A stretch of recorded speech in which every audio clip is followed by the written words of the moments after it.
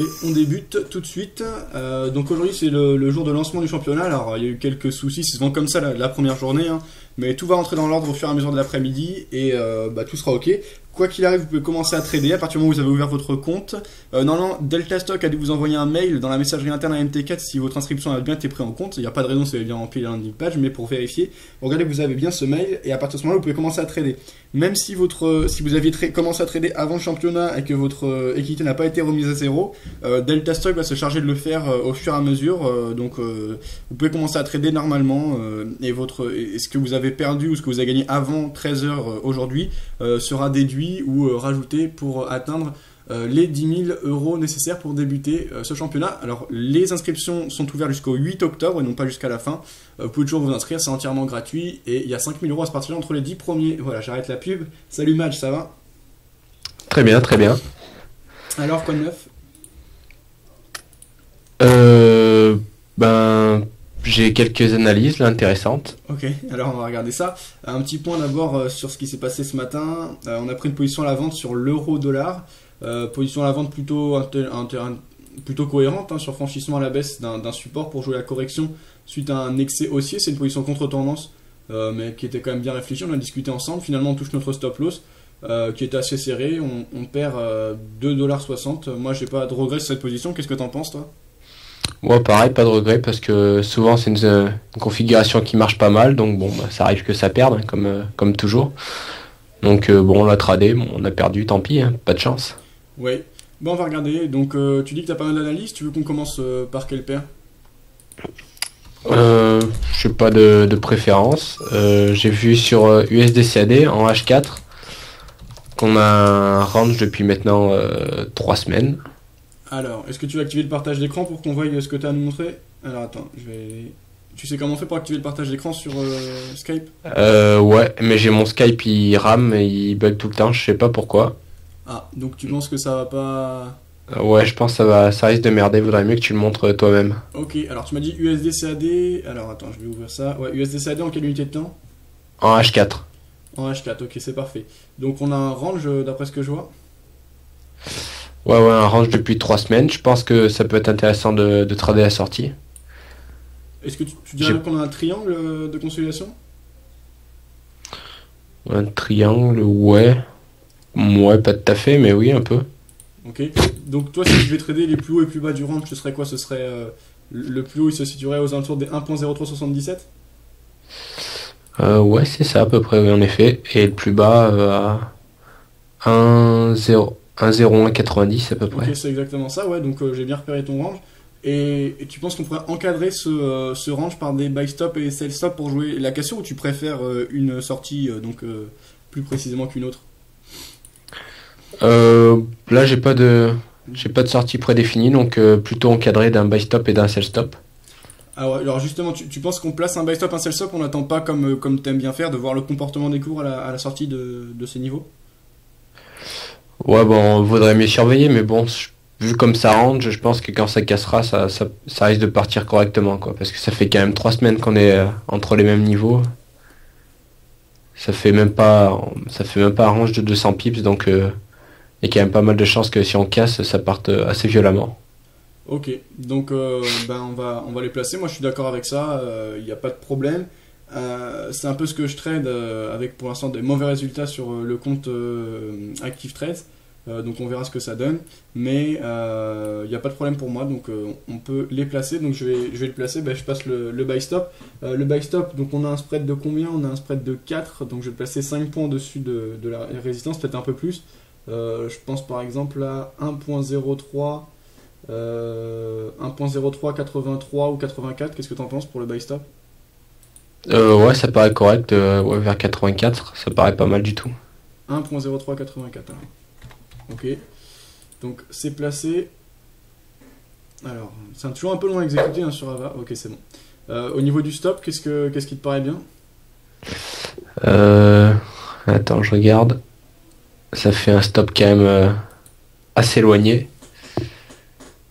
Ouais, quasi 100 pips, ça serait pas mal, enfin 90 précisément, mais... Ok, donc 100 pips, alors attends, tu m'as dit... De l'autre côté du range, t'as dit? Pas non, pas de l'autre côté du range en fait, vers le milieu à 1,0294 à peu près.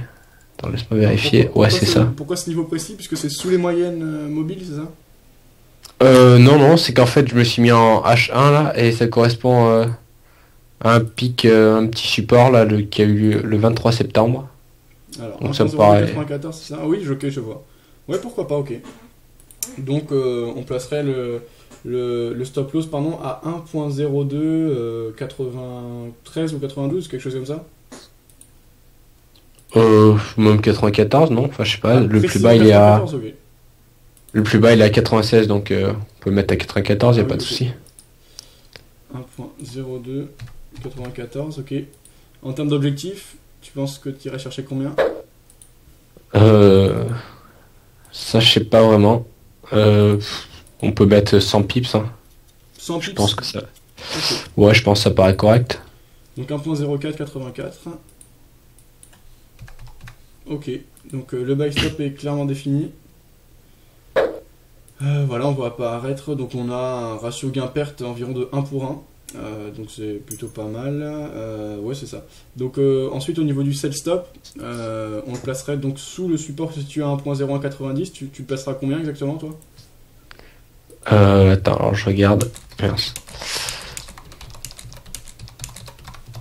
Euh, bon, 1,01 86. 1.0186? Ouais, pour laisser un peu de marge. Oui. Alors je vais aller voir ça. Donc sell stop à 1.0186. Je vous rappelle que c'est que les positions en micro-lot. Hein. Donc 1.0186. Le stop loss, tu le placeras à combien? 1,0280 à peu près. 1.0280, qu'est-ce que tu as au niveau des 80? Ben, le 24 et 27 en fait on a pas mal évolué en dessous, ça servait de résistance à un moment. Ok. Donc 1.0280. Ok, au niveau de l'objectif, tu viserais 100 pips encore? Attends, je regarde. Parce que là c'est totalement différent. Il y a pas mal de supports et tout ça.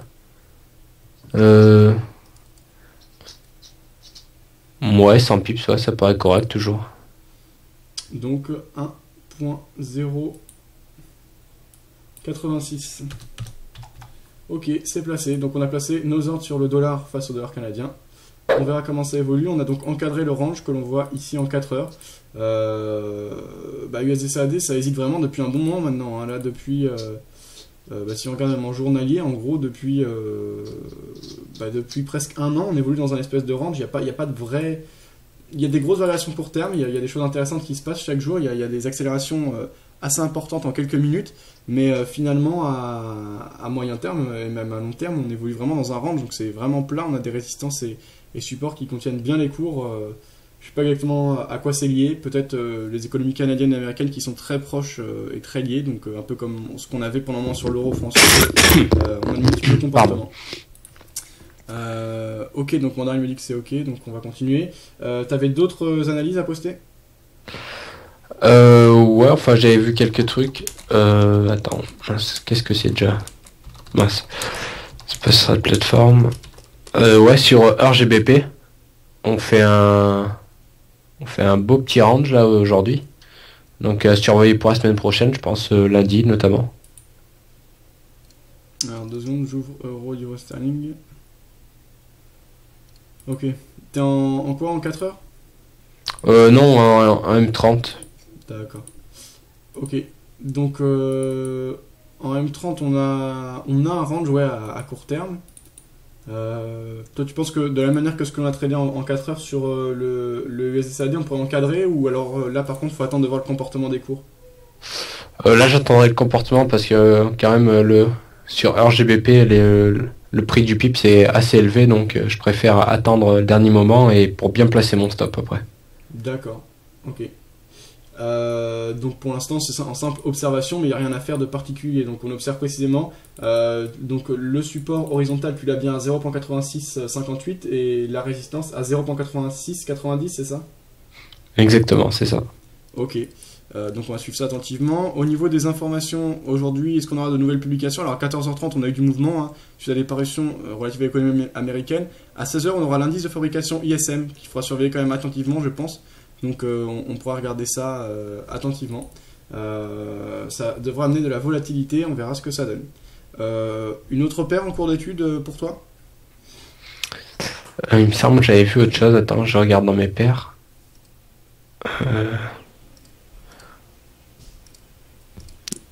C'est quoi que j'ai vu tout à l'heure?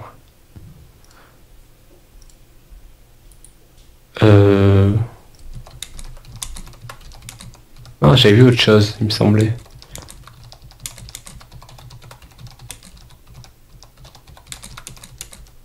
Ouais, sur EuroCHF. Alors, euro-franc suisse, je suis en 30 minutes là. Toi, t'es en quelle unité de temps? En 4 heures. Ok, en 4 heures, alors je vais regarder ça. Oui. Sur le... Au-dessus du plus haut d'aujourd'hui, en fait, je crois. On pourrait pas placer un petit buy stop. Le plus haut est à 1,3463, donc...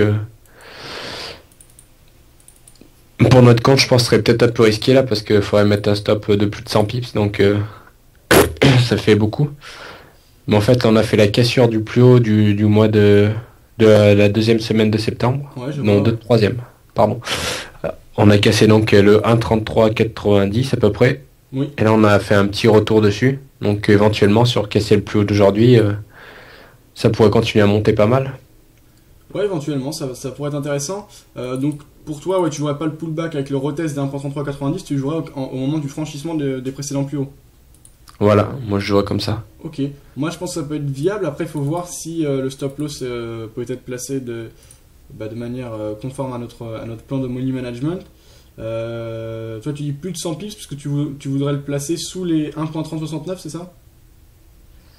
Le stop, je le placerai plutôt à 1,3350 50 le stop le plus bas est qui est vers 1,3358, un truc comme ça. Ouais, bah ça va, c'est conforme à. Vu que le buy stop il sera à 1,3465 environ, on a un petit peu plus de 100 pips, mais bon, je pense que on peut. Enfin, moi je suis plutôt d'accord pour le faire, je sais pas si t'es partant toi. Je sais pas, je trouve ça un peu risqué quand même. C'est déjà que USDCAD là, ça fait des gros risques. Mais je sais pas. Je préfère attendre de voir l'évolution après. Mais ouais, après USDCAD, on a quand même du temps, hein. Là, ça va pas, je pense que ça va pas être exécuté dans la journée, donc. Ouais, peut-être pas non plus. Euro-franc suisse, Mais ça peut aller assez vite. Enfin, je veux dire, on a une belle phase d'accélération haussière, donc je pense que ça peut se poursuivre. Je sais pas, mais on verra comme tu veux. Mais donc on peut attendre de voir le comportement des cours. Moi, je vais placer une alerte, donc comme ça, si jamais on doit accélérer, ce qui est possible, hein, on sera prévenu. Je vais placer une alerte au-dessus des 1,3460. Donc quand on aura dépassé ce niveau, on sera prévenu. Euro, franc suisse, où c'est? Voilà. Je dis 1,3460. Ok. Voilà, j'ai placé mon alerte. Est-ce que tu avais d'autres paires sur lesquelles tu as repéré, ou d'autres produits sur lesquels tu as repéré des configurations intéressantes? Ouais. Un peu plus court terme sur le DAX. Pardon, je suis malade, j'ai la gorge un peu enrouée. En M5, on a un petit range depuis tout à l'heure. Alors attends, je cherche le DAX. Il est où sur le cadre des produits? Tu travailles plus? C'est juste que je trouve plus les indices là. Ah ok, c'est bon. C'est bon. Et donc tu m'as dit quelle unité de temps? En M5. Ah d'accord, donc très court terme, ouais. Voilà. Je suis en M5. On a un range actuellement? Ouais, on peut prendre la bougie de 14h30 en fait comme pour définir le range en fait, parce que c'est celle qui va du plus bas au plus haut, donc encadrer d'un buy stop et d'un sell stop c'est pas mal. Enfin à mon avis. Alors on a 2 heures de décalage, c'est ça? Donc elle est où celle de 14h30? C'est... Celle de 12h30 normalement sur Ava il me semble. Ok, attends, je vais regarder ça. Ok, ouais, je vois, ouais. Ouais, on peut prendre ces plus hauts et plus bas. Alors là, ça va être de la position court terme, je suppose. En tout cas, si on joue l'accélération et l'explosion, ça... Alors, la résistance, elle est valide, puisqu'on a eu une espèce de double top, en tout cas un double test de ces niveaux. Au niveau du support, c'est le point pivot, donc ouais, c'est un range qui est vraiment intéressant, je pense, à jouer.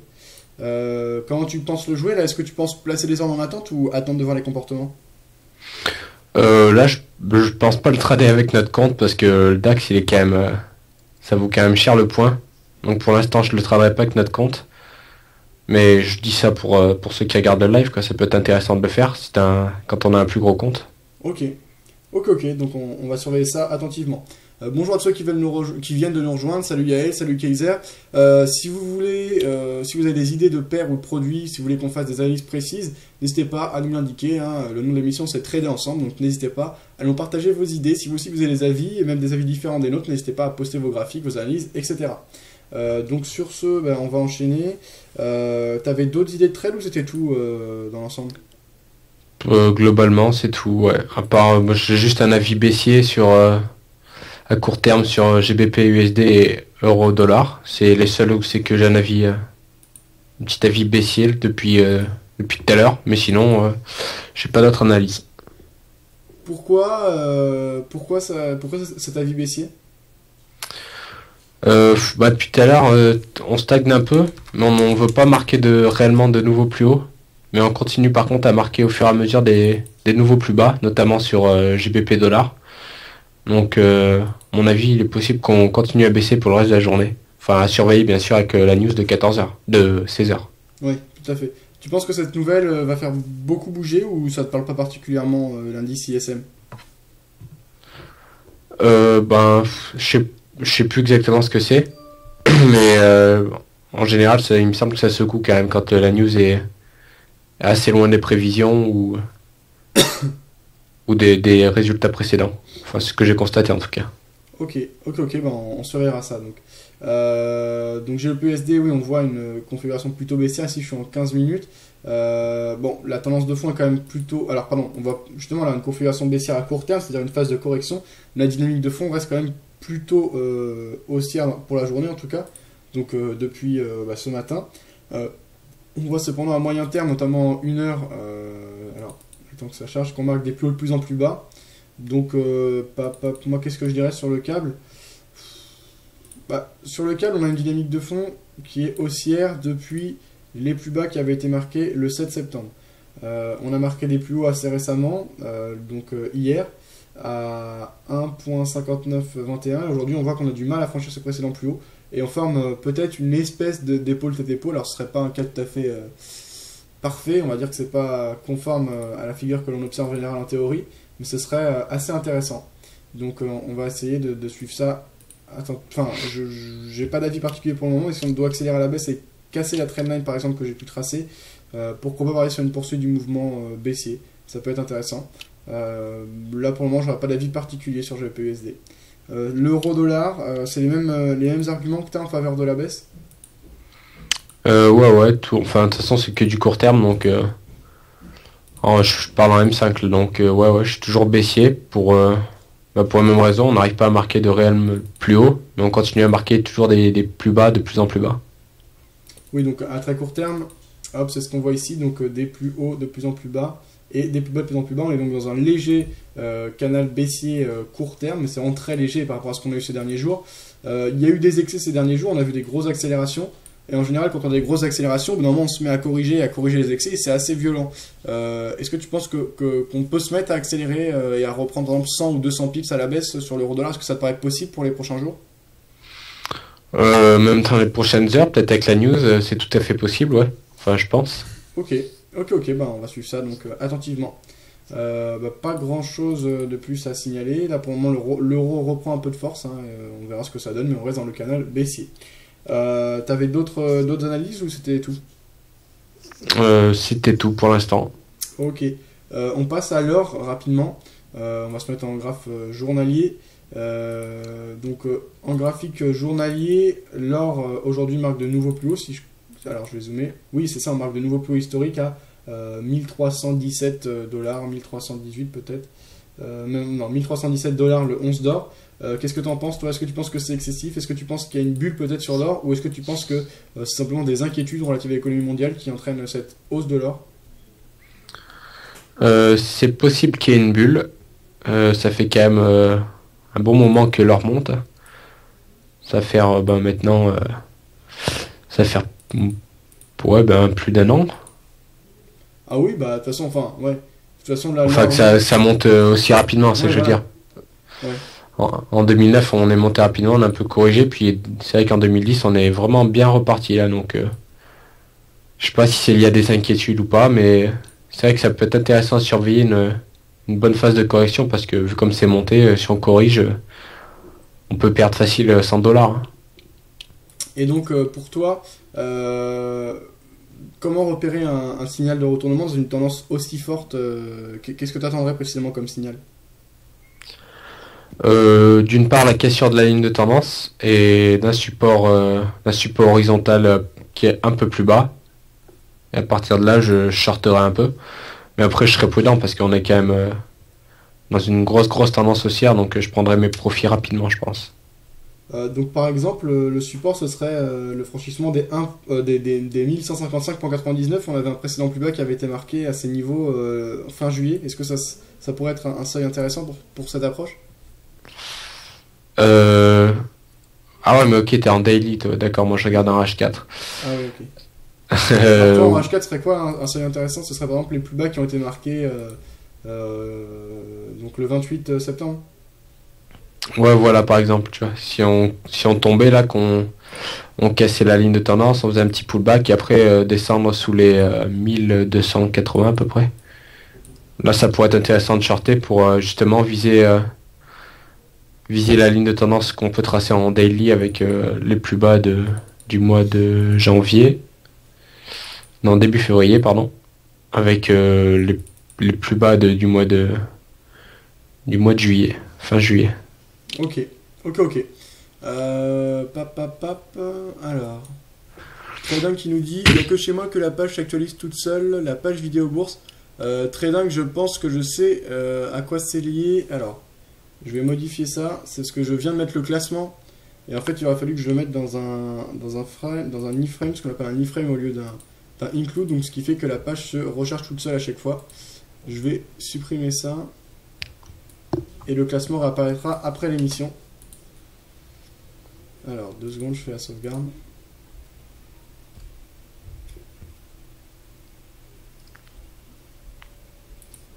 Voilà. Alors, bourse-paris. Ouais. Donc là, ça, voilà, c'est bon. Normalement, il ne devrait plus y avoir de problème d'actualisation. On verra. Si vous avez d'autres problèmes, etc., n'hésitez pas à me l'indiquer. Ça venait du classement que j'avais ajouté dans le menu de gauche. Je le rajouterai après l'émission, mais je ferai en sorte que ça ne recharge pas la page entière, mais uniquement le classement. Voilà, je suis désolé pour ce petit contretemps. Merci de m'avoir averti, Trading. Kaiser nous dit, chez moi, ça recharge tout seul. Après, ça me donne erreur. Voilà, désolé, c'est ok maintenant. Donc sur ce, on va continuer. Alors salut Sniper Forex, il vient de nous rejoindre. Normalement, on devait avoir Forexman aujourd'hui qui devait animer également l'émission avec nous. Je ne le vois pas connecté, donc il n'a pas dû pouvoir venir. Bon, c'est pas bien grave. Ok. On va jeter un petit coup d'œil au CAC 40, si tu veux. Alors, le CAC 40, est-ce que je l'ai ici? Hop, hop, hop. Ouais, le CAC, je l'ai. Et également, tu avais décidé d'avoir une approche systématique sur le compte. Finalement, tu l'appliques pas, cette approche systématique, sur le blé, etc., les matières premières? Sur un VFX, en fait, à cause du slippage, j'ai remarqué que c'était pas terrible.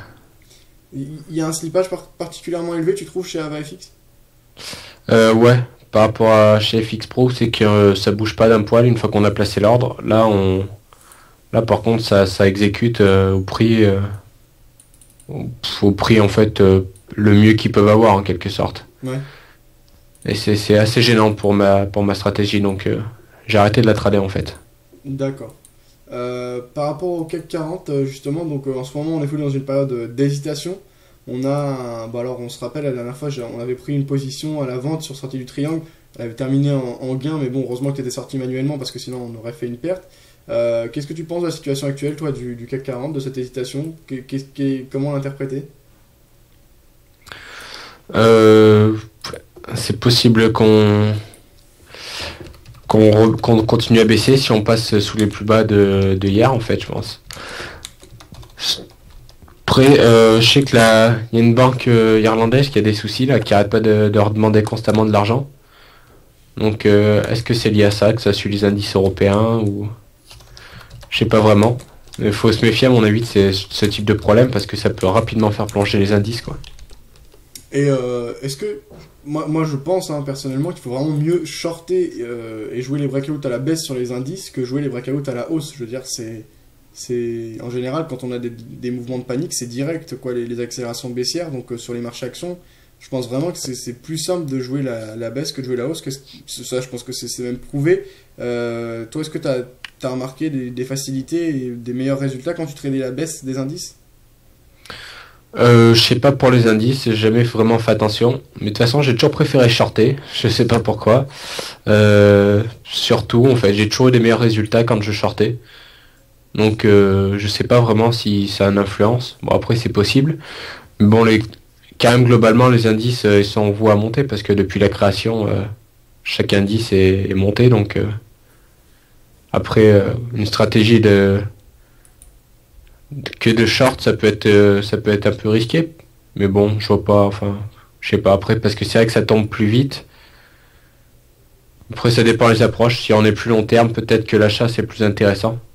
Ou ça dépend en fait, à mon avis. Voilà, moi j'entendais vraiment trading court terme en fait, donc jouer les explosions. Par exemple, si tu vas jouer les breakouts, il y a quand même, à mon avis, j'ai pas de données précises, donc je vais pas te dire tout et n'importe quoi, mais en général, quand ça accélère à la baisse, c'est vraiment d'un seul coup. Enfin, je veux dire, quand on a un mouvement de panique, on a des journées clairement baissières, il y a aucun retour ou quoi que ce soit. La hausse, ça se fait peut-être de manière moins facile à très court terme. Par contre, à long terme, c'est peut-être pas la même approche, mais voilà ce que je voulais dire surtout. En fait, c'est en gros, vu que c'est un marché qui est plutôt destiné aux acheteurs à la base, dès qu'on a un mouvement de panique, tout le monde va couper. Donc ça entraîne une chute et une accélération. Je veux dire, si on prend les dernières années, on a eu pas mal de crises. Je vais mettre en graphique journalier. Alors, je simplifie un peu le graphe.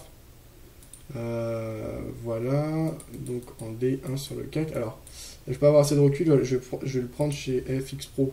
On a plus de recul sur le CAC. Chez FX Pro, alors voilà, il est ici, je vais simplifier le graphique. Hop, hop, hop. Ok. Alors là, par exemple, je suis en journalier. Même je vais mettre en weekly. Bon, les hausses se font quand même. Ouais, bon, les hausses en général, on n'a pas une journée de fou quoi à la hausse. J'en vois pas vraiment. Il y a des belles journées, mais on n'a pas de journée vraiment explosive à la hausse. En général, la hausse, ça se fait sur plusieurs jours, plusieurs semaines, etc. On a quand même des très belles journées. Alors, quand on a des mouvements de panique, on a des sacrées bougies. Hein. Par exemple, je vois la journée du 22 juillet 2007, accélération baissière assez incroyable. On a également la journée du 13 janvier 2008. S'ensuit la journée du 20, pardon, qui est vraiment également très très baissière. Pardon, la semaine du 20, et non pas, donc là je suis en semaine, hein, donc une bougie représente une semaine. La semaine également du 5 octobre 2008, elle est vraiment incroyable à la baisse. Donc quand même en général, à la hausse, ça se fait plus tranquillement qu'à la baisse. En général, à la baisse, on a vraiment des accélérations et des mouvements de panique. Puisque c'est un marché qui est plus destiné à la hausse, comme tu l'as dit. Donc quand on a des très mauvaises nouvelles, tout le monde panique, tout le monde coupe pour se protéger. Ça entraîne des accélérations baissières. C'est pour ça que moi je pense que jouer les cassures à la baisse dans le cadre de suivi de tendance, par exemple, semble plus intéressant et plus facile que de jouer les cassures à la hausse. Toi, t'es pas forcément d'accord avec ça, Madj? Je sais pas trop, parce qu'il faut, quand on regarde plus, plus en daily et trucs comme ça, on voit quand même que bon, il y a des bonnes journées quand même de hausse. C'est quand on fait des vraies hausses. Bon, après, c'est vrai que quand on baisse en général, c'est quand les gens paniquent, ça tombe assez violemment. Mais on peut prendre l'exemple, par exemple, du flash crash qu'il y a eu cette année, là, le 6 mai. Ouais. On voit que bon, en une journée, on est tombé vraiment bas. Après, bon, c'est vrai, il a fallu 2 jours pour remonter, mais enfin, tu vois, je trouve que de nos jours, la différence est plus si flagrante que ça. Avant, c'est vrai, parce que les gens étaient moins au courant qu'on pouvait shorter, etc. Ils étaient moins enclins à le faire. Que maintenant, avec l'informatisation, etc., c'est vrai qu'on n'a plus de... On n'a pas de ce problème, on se pose pas la question de savoir... shorter c'est compliqué, quoi que ce soit. On clique sur vendre et paf, ça vend. Et on clique sur acheter, ça achète. Donc, je pense que globalement, maintenant, la différence est quand même assez réduite. Ok. La journée du 6 mai, on n'a pas encore de vraie explication. Est-ce que tu as lu des choses à ce sujet? Est-ce que tu as eu des informations ou pas du tout? Tu sais pas du tout à quoi c'est lié pour le moment?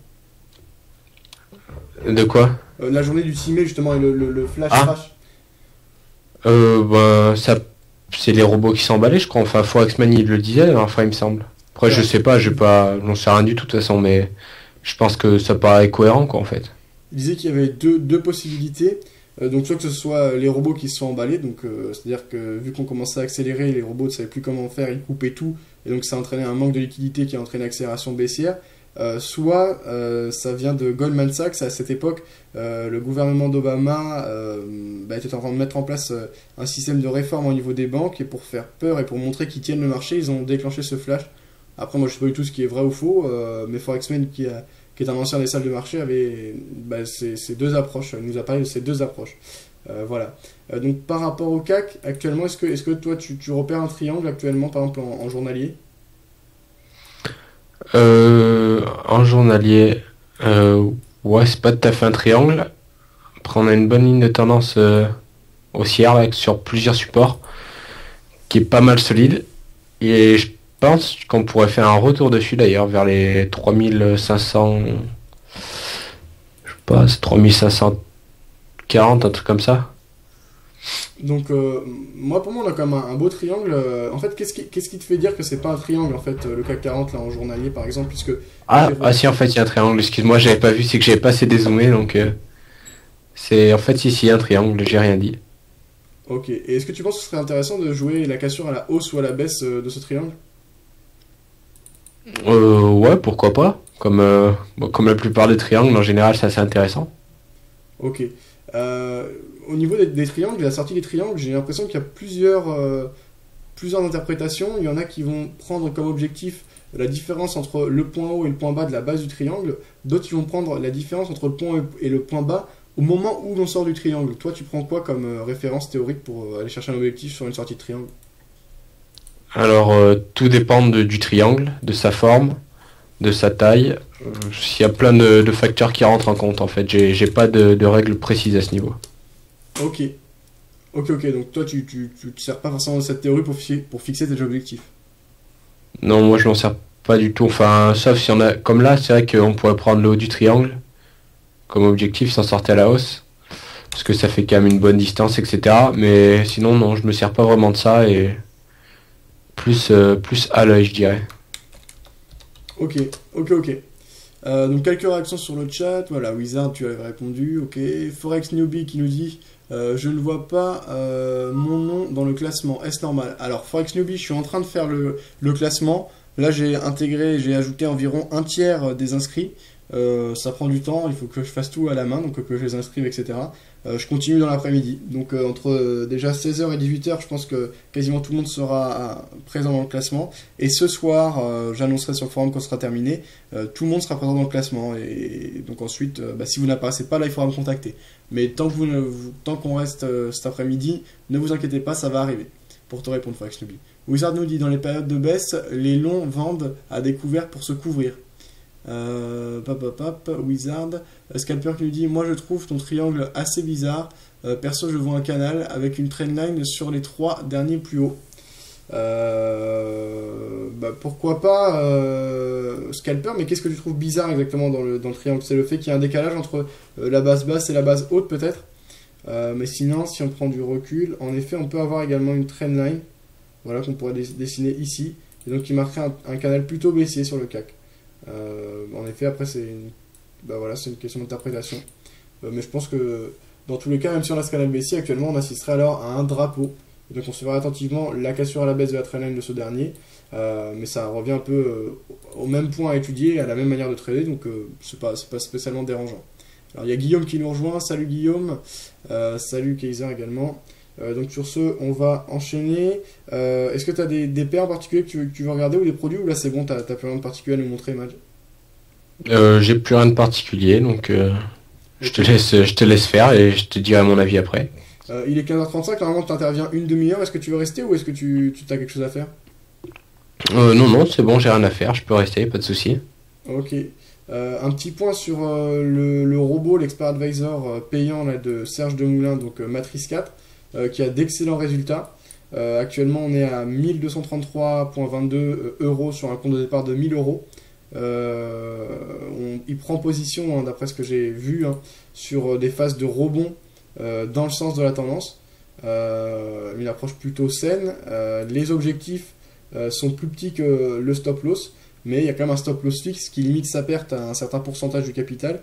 Qu'est-ce que tu penses, toi, de ces résultats? Est-ce que tu penses que ça peut être intéressant à long terme? Les résultats sont pas mauvais. Après, ne connaissant pas exactement le fonctionnement, perso, je fais pas trop confiance. Moi, j'aime bien savoir comment ça marche, tu veux, pour avoir pleinement confiance. Mais après, bon, si les résultats sont là, sur un petit compte, pourquoi pas. Ok, ok. Tu m'avais parlé hier de deux indicateurs que tu avais combinés qui donnent de bons résultats. Est-ce que tu peux nous en parler un peu? Ouais, pas de souci. C'est le momentum, mais c'est un momentum modifié en fait, fait par WTFX. Le site, il a fermé son site par contre, donc je pourrais plus donner le lien. C'est quoi, c'était un site en français? Ouais, c'était, il me semble son pseudo sur Vidéobourse c'était Pips Forever, mais je suis pas sûr. Ah oui, ok, ouais, je vois. Ouais. C'était lui qui l'avait créé. Exactement, mais je crois que c'est à base de MACD en fait. Ok, Donc je sais pas exactement comment il l'a fait, et j'ai pris aussi du Ekanashi lycée. Et les deux combinés, en fait, quand les deux sont positifs, et ben, je prends long, et quand les deux sont négatifs, je prends short en M5. Enfin, j'essaye de respecter un peu la tendance, tu vois, parce que trader toujours à contre-tendance, c'est pas terrible. Mais sinon, ça a l'air d'être pas mal du tout. Il me reste un peu à définir mes sorties au niveau du take profit, mais le reste, c'est correct. ok, alors 2 petites secondes, on va regarder ça de plus près. Là, je suis en train de les installer sur la plateforme FX Pro, on va les regarder. Tu regardes ça plutôt dans quelle unité de temps? En M5 ou M15, ça dépend. Ok, alors je relance FX Pro MetaTrader. Euh, Alors 2 petites secondes, hein, le temps que la plateforme s'ouvre. Voilà. Non, c'est pas encore bon. Bon, qu'est-ce qu'il fait? Bon, c'est un peu long à charger. Et donc, comment t'as eu cette idée d'observation? C'est comme ça, c'est un hasard, tu regardais. Ouais, vraiment comme ça en fait. Je sais plus, j'ai vu le momentum à un endroit et je voulais regarder un truc. Et j'ai mis ce momentum. Je me Ouais. suis dit, mais il est pas normal celui-là. Et puis après, je me suis dit, ça serait pas mal de filtrer les signaux avec du Ekanashi ou du lycée ou du normal. Et puis après, je me suis dit peut-être que le lycée, ça serait mieux en 5 minutes. J'ai combiné les deux et finalement, je me suis rendu compte que c'était pas mal du tout. Alors, ça y est, cette fois je l'ai, mon graphique. Donc, je me suis mis sur l'euro-dollar. C'est bon comme paire de devises pour étudier ce que tu as regardé? Ouais, c'est très bien. Donc, on va mettre alors les indicateurs qu'on a ajoutés. Alors, le premier il s'appelle comment tu m'as dit? Parce que là, j'ai une liste importante d'indicateurs perso. C'est. C'est WTFX. Ah oui, d'accord. Donc, dans les W, ça va être tout en bas. THV, ok. WTFX. Tiens, on peut pas l'ajouter. Je crois que j'en ai trop d'indicateurs personnalisés. Bon, c'est pas grave. Bon, je vais préparer ça pour la prochaine fois. Peut-être on étudiera ça plus près. Là, je vais pas pouvoir le faire. C'est vrai que j'ai vraiment énormément d'indicateurs personnalisés. Il doit y avoir une limite dans MetaTrader. J'ai dépassé cette limite. Il me semble que c'est 8 le maximum en fait par graphique. Non, non, mais pas par graphique, mais je crois que j'ai trop d'indicateurs enregistrés dans MetaTrader en fait. Ils deviennent gris à la fin de ma liste en fait. Ah ok, Voilà. c'est possible. Donc, tiens, l'euro-dollar qui accélère un peu à la hausse hein, en ce moment là. Donc, on a l'approche de la nouvelle qui apparaîtra maintenant dans 20 minutes. On suivra ça attentivement. Qu'est-ce que tu penses, toi, J'ai fait une vidéo récemment sur le suivi de tendance à base du stochastique et de prendre les signaux uniquement de survente. Il y avait quelqu'un qui m'en avait parlé, hein, c'est pas de moi. Je me rappelle plus qui c'est. Il y avait un membre sur le forum ou sur le chat qui m'avait indiqué. J'ai trouvé ça vraiment intéressant. Par exemple, si tu te mets en 4 heures et que tu utilises un stochastique, donc simple, hein, 5-3-3. Donc C'est Bird ça, non? c'est qui? Parce que je sais que Birdcom c'est ce qu'il utilise en ce moment la stochastique. Ah, c'est peut-être Bird ouais, qui me l'a donné. Je me rappelle plus vraiment, donc je vais sûrement retrouver. Mais voilà, par exemple, je me mets en 4 heures là, ces derniers temps sur l'euro-dollar qui a bien accéléré à la hausse, par exemple. et je prends uniquement les signaux de croisement à la hausse de la courbe du signal quand on est en zone de survente.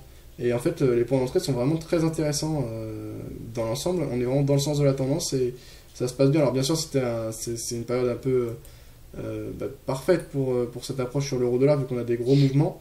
Mais c'est quand même plutôt intéressant, je trouve. Même si on se met en 1 heure, donc même sur les différentes unités de temps, les points sont assez pertinents et sont souvent suivis d'accélération haussière en fait.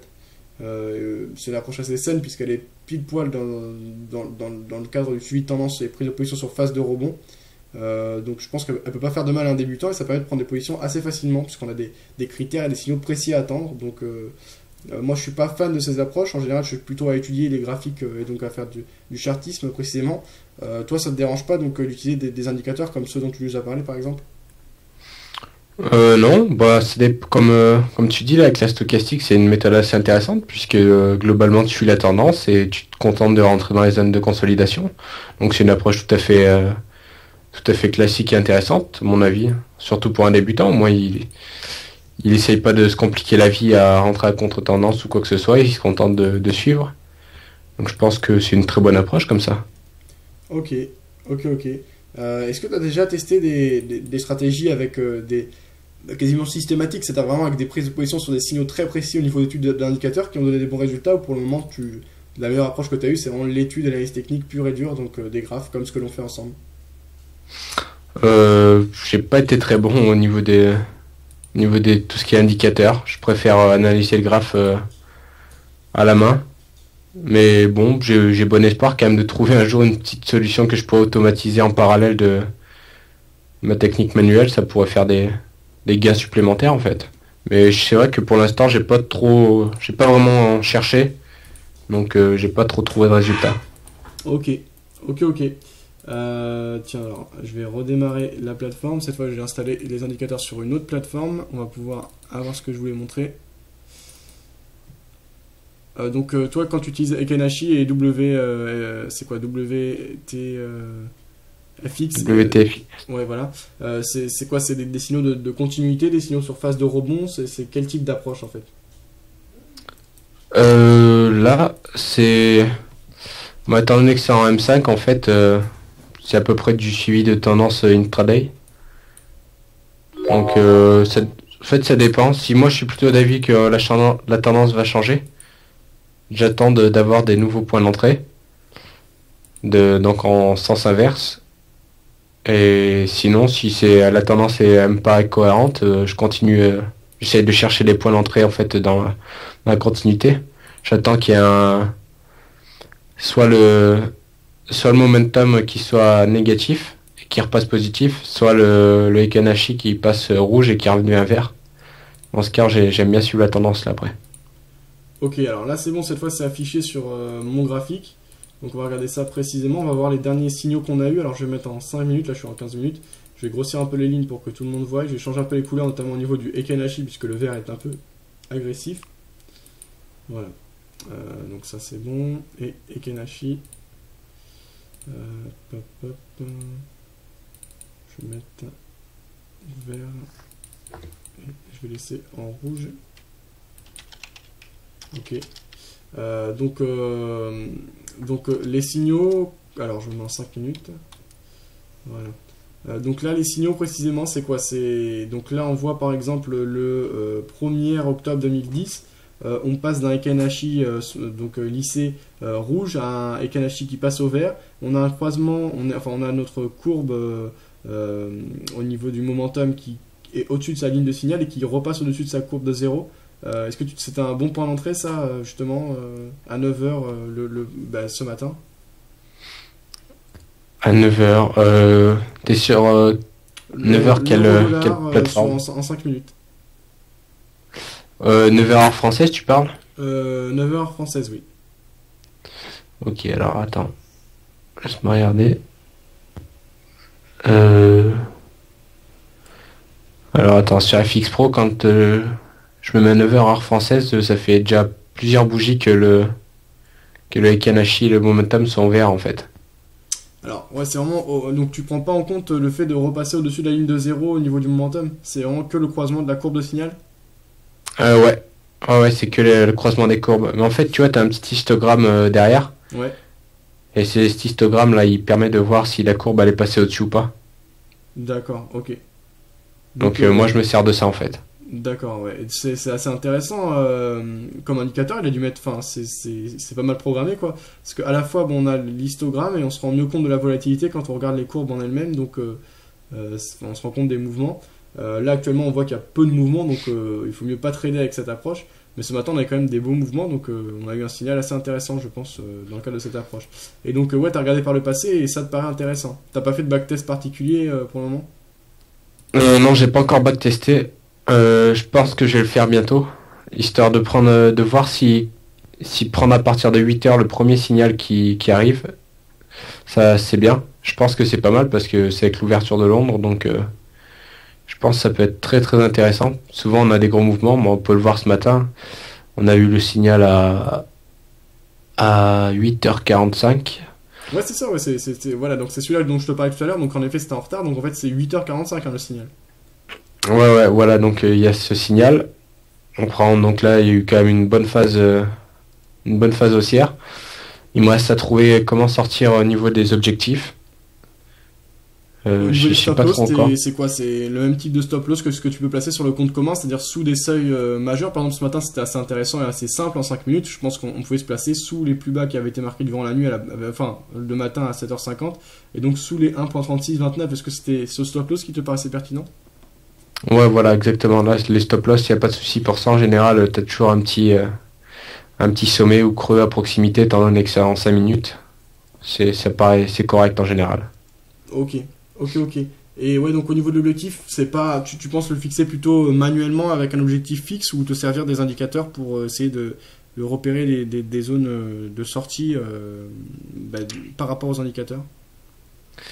Je sais pas trop encore comment faire. J'essaye de sortir en manuel pour l'instant, puisque j'ai pas vraiment d'idée pour le take profit, mais je vais essayer là comme la technique des tortues en fait, Top avec loss, c'est quoi? un stop suiveur à un certain nombre de bougies. Ça, je pense que ça peut être intéressant, mais pareil, il faut backtester parce que c'est pas vraiment facile de définir un objectif comme ça. Quand tu dis backtester, tu vas regarder ça en manuel ou tu penses automatiser cette approche? Je vais tester d'abord, je vais regarder un manuel d'abord, Ouais. parce que tu sais, vu qu'il y a des horaires de trading, voir quels sont les meilleurs horaires, et après éventuellement automatiser pour trader pile poil dans ces horaires en essayant plusieurs take profit ou stop suiveur. D'accord, ok, bah écoute, n'hésite pas à nous tenir informés. En tout cas, merci pour cette approche qui semble en effet plutôt intéressante. Je vais remonter un peu dans le passé pour voir s'il y a eu d'autres choses qui paraissaient intéressantes. Bah, en effet, le créneau du matin semble assez intéressant hein, quand tu regardes. Par contre, au niveau du WTFX Momentum, est-ce que ça repeint ou pas du tout? Non, non, ça repeint pas du tout. Et Enfin, non plus pas que j'ai constaté. pas le Ikanashi? Non, les Kanashi non plus. Enfin, il me semble. Moi, j'ai pas constaté qu'il repeignait. Je l'ai pris sur le site de MetaTrader, sur le site de Metacode, pardon. Voilà. Ok. Ouais, bah là par exemple, je vois hier, entre 8h et 9h, on avait également un beau signal haussier. Alors là, c'est facile, on a tendance haussière en ce moment, mais on avait eu, bah pareil, un signal haussier qui est apparu à 8h35, même 8h40, donc quasiment à la même heure. Et on a une belle accélération haussière derrière. Donc on va continuer un peu le backtest comme ça, à vue d'œil, hein, on verra ce que ça donne réellement. Il faudra faire un vrai backtest. Donc le 29, là c'était le soir. Le 29 à l'ouverture des marchés européens. Voilà, 8 heures. On a un croisement. Mais là, je pense, ouais, on prend en retard le signal. Enfin, disons qu'on prend après la plus grosse bougie. Mais bon, le mouvement se continue quand même derrière. Donc, encore un signal plutôt intéressant hier. Ouais, bah, cette tranche horaire semble plutôt intéressante. 8-9 heures dans le cadre de l'étude bah, de ce système. Donc, à confirmer. Le 28, on va étudier ça. Hein. Donc, on avait eu un croisement à la baisse. Alors, un peu plus tôt. Ici, c'était vers 7h20. Et donc, on a fait après accélération baissière derrière. Donc, et ensuite, pour le créneau 8h, 9h dont je parlais, bah, on était déjà en tendance baissière. Donc, c'est ensuite des mouvements plutôt haussiers. Mais ouais, en effet, c'est une approche qui semble plutôt intéressante. Et t'as regardé sur du plus long terme ou uniquement sur du court terme? J'ai regardé principalement en M5 et M15. M5, c'est vraiment pas mal parce qu'on est comme ça, on rentre assez tôt. M15 c'est un peu mieux pour éviter les faux signaux, mais par contre si on range un peu dans la journée, on perd beaucoup. Donc l'avantage du M5 là-dessus est quand même indéniable. Même quand ça range, on en profite quoi. Ok. Ok, bah c'est bien, je vais regarder ça de plus près. Là, en journalier, c'est vraiment impressionnant, hein. C'est des très bons résultats également qu'on obtient au niveau de la combinaison de ces deux indicateurs. Donc très peu de faux signaux et bon, il y a quand même des phases de range, mais c'est quand même plutôt pas mal. Donc voilà, deux indicateurs à surveiller. Est-ce que tu as des liens pour télécharger ces outils pour les gens qui nous suivent peut-être? Ouais, attends, j'ai cherché pour WTFX, si je le trouve. Alors bah, pendant ce temps-là, je vais faire le point sur ce qu'il dit sur le chat, je te laisse le temps de chercher. Canal haussier, oui voilà, canal haussier court terme, donc sur le cas que nous disait Scalper tout à l'heure. Camp courant, salut à tous, salut Fab, pourrais-tu me donner le lien du webinaire car je ne le trouve pas, merci d'avance. Alors, le lien vers quel webinaire Camp courant? Si c'est le webinaire que j'ai animé pour Saxo Bank, eh bien il n'est pas disponible, c'était uniquement un webinaire en direct qui n'était pas enregistré. Le Belge dit Wizard, Scalper 0, théorie de la momentum frite, Magix, j'ai pas entendu, les indicateurs utilisés, lesquels sont-ils? Alors c'est WTFX Momentum, et l'autre, alors celui-là par contre je pense pas que tu le trouveras puisque le site a fermé, mais si tu le retrouves, si tu as un lien tant mieux, et bah, tu penses qu'il serait d'accord pour qu'on publie sur le forum cet indicateur ou pas, Mag? Ouais, je pense qu'il n'y a pas de souci, il me semble. Je me demande s'il n'y est pas déjà d'ailleurs. Ah, bah il faut regarder. Et le Ce que je vais Economist faire. Mousset, vous le trouverez sur le site de MetaQuote directement. Ça on a vu, ok. Trading nous dit, pour pouvoir mettre l'indic, faut que tu passes par CTRL plus N. Alors Trading, je connaissais pas le raccourci CTRL plus N, je vais voir à quoi il me sert. Oui, non, d'accord, ouais, ça c'est le cadre navigateur. Non, mais c'était un autre problème en fait, Trading. C'était par rapport au nombre d'indicateurs que j'avais. 8, tu es sûr, moi sur ma plateforme, je peux en mettre bien plus, nous dit Scalper. Magix, alors peut-être que tu parles d'indicateurs dans les fenêtres séparées aussi, toi, Match, c'est ça? Comment attends, excuse-moi, j'ai pas écouté, je suis en train de chercher. Parce que Scalper me dit qu'il n'est pas d'accord avec 8, il pense qu'on peut mettre beaucoup plus d'indicateurs. Peut-être que c'est 8 dans des fenêtres séparées, c'est ça, non? Ah, non, tout à l'heure, oui, j'ai dit n'importe quoi. 8, c'est le nombre de buffers que tu peux afficher en fait par indicateur, c'est-à-dire ligne, etc. Ah, ok, ok. Magix nous dit non, c'est les indicateurs nommés que je n'ai pas entendu, WTX Momentum et Ekanashis Mossed. Ok, donc Match, tu as précisé. Scalper nous dit je viens de regarder chez moi, j'ai pu installer tous les indicateurs de la liste sur le même graphique. Bon, en même temps, ça sert à rien plus que 8, tu vois plus les cours de toute façon. Faut un écran plasma 1 mètre sur 2. Merci Madge. Jojo qui fait le point, Scalper.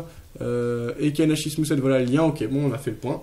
Pas grand chose de plus à rajouter, donc on va continuer. Bah tiens, j'étais acheteur sur l'euro-dollar à très court terme là. Donc on va voir ce que ça va donner en 5 minutes. C'est hésitant, on est dans une phase d'hésitation. On attend, là dans 6 minutes on va voir l'indice ISM, donc ça va amener une grosse variation. Et quelques minutes avant l'indice ISM, on voit qu'on a une accélération plutôt haussière. D'ailleurs au niveau des indicateurs qu'on étudie actuellement, on aurait eu un signal haussier il y a quelques minutes, donc à 15h30 précisément à l'ouverture des marchés US. Là pour le moment on a une accélération plutôt haussière, on va voir comment ça se passe par la suite.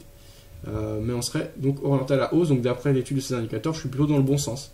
Maintenant, la nouvelle peut amener une grosse variation, donc on suivra ça attentivement. Ça arrive dans 6 minutes maintenant. Forex Newbie, faut-il que je me réinscrive? Alors non, Forex Newbie, comme je t'ai dit, il n'y a pas de problème. Donc voilà.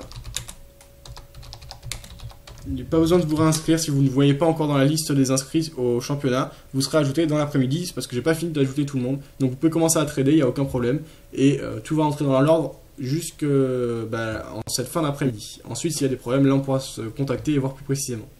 Le webinaire du 28 septembre, alors non concurrent, comme je t'ai dit, il n'est pas disponible malheureusement. En différé. Donc c'est à peu près tout ce que j'avais à indiquer. Donc ça c'est ok. Match, t'as pu regarder au niveau des liens? Ouais, j'ai pas trouvé WTFX Momentum malheureusement. Ok, bah c'est pas bien grave. Est-ce que t'as son MSN ou son Skype peut-être Non, pas du tout. Ah, ok, bah je vais voir, je crois qu'il y a un mail, donc je vais essayer de lui envoyer un mail par le forum pour lui demander si on peut poster son indicateur. Je pense qu'il voudra bien, mais bon, pour le principe, on va lui demander. Voilà, Forex Newbie, donc bah ça c'est ok, 15h55, 5 minutes, on va voir la nouvelle qui tombe. Si tu as rien à ajouter, on peut écouter les analyses des analystes, hein, donc de ceux qu'on a l'habitude de retrouver, des Décideurs TV, etc. Est-ce que tu avais d'autres choses à nous rajouter par rapport à cette approche? Est-ce que tu avais des paires ou des produits sur lesquels tu as remarqué que ça marchait plus ou moins bien? J'ai pas trop regardé, je me suis contenté de regarder sur euro-dollar, GBP dollar et AUD-USD. Trois trucs qui marchent qui marchent le mieux à mon avis. Après, j'ai pas regardé le reste, hein. C'est les paires que je préfère par rapport au spread qui est relativement bas et qu'il y a plus de mouvement que les autres paires en fait. Ok. On regardera ce que ça donne. 15h56, ça tombe dans 4 minutes. Alors en attendant, on va s'écouter l'analyse notamment réalisée par Décideurs TV, donc sur la journée et sur l'étude des produits majeurs. On regarde ça tout de suite. Bonjour à tous, quelques bonnes statistiques américaines ont porté les indices hier, mais l'impulsion n'a pas permis de s'éloigner de manière significative du niveau médian à 3707 points. Le CAC 40 reste stable autour de ce niveau. À court terme, la tendance est neutre. Seule la rupture des 3707 points donnerait un fort signal de vente. Du côté américain, les indices se montrent plus vigoureux que leurs homologues européens. Le S&P 500 a franchi les 1106 points et avance vers la résistance majeure à 1190 points. La hausse manque de vigueur. Il n'est pas certain que cet obstacle majeur soit rejoint à court terme. Ce manque de conviction dans la progression des indices est très lisible sur l'indice allemand. En effet, le DAX est enfermé dans un comportement anémique sous la résistance à 6320 points. Ce niveau correspond à la résistance créée après la faillite de Lehman Brothers. Elle semble être le facteur technique dominant pour les marchés actions. Sous ce niveau, il devient de plus en plus probable qu'un repli significatif intervienne. Et pour terminer, un mot de l'euro-dollar qui poursuit son avancée sans tenir compte de l'hésitation sur le marché actions. Les injections de liquidités de la Fed affaiblissent le dollar qui corrige fortement face à toutes les monnaies. À court terme, l'euro-dollar devrait rejoindre la résistance à 1,3768 $. Voilà le point bourse donc de DécideurTV.com. Pas grand chose à ajouter. 15h57, on va commencer à ouvrir notre Forex Factory, notre calendrier pour avoir les chiffres en direct. On a eu des traders Rockstar qui a dû faire l'ouverture tout à l'heure. Donc ça c'était ok. On a Trado, suite à une belle journée haussière, qui a peut-être un avis intéressant à nous donner sur l'or. On va regarder le début de son analyse et dans une minute je vous retrouve pour faire le point sur la nouvelle et regarder l'évolution. On se quittera ensuite juste après la publication de la nouvelle à 16h précise. On regarde ça tout de suite. Salut, c'est Trado. Voilà ma vidéo de mise à jour pour l'or.